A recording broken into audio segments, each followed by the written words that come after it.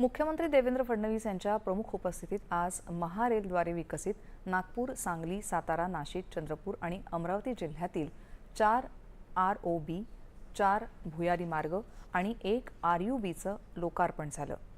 नागपुरात झालेल्या या कार्यक्रमाला केंद्रीय मंत्री नितीन गडकरी, महसूल मंत्री चंद्रशेखर बावनकुळे यांच्यासह अन्य मान्यवर उपस्थित होते.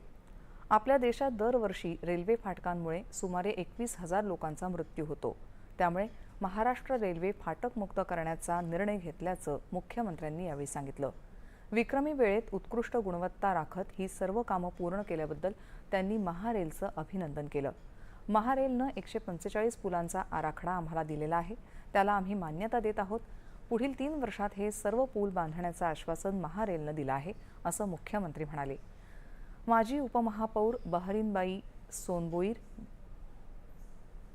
सिग्नल ते वर्धमान नगर उड्डाण पुलाचा लोकार्पण देखील मान्यवरांच्या हस्ते फीत कापून करण्यात आला.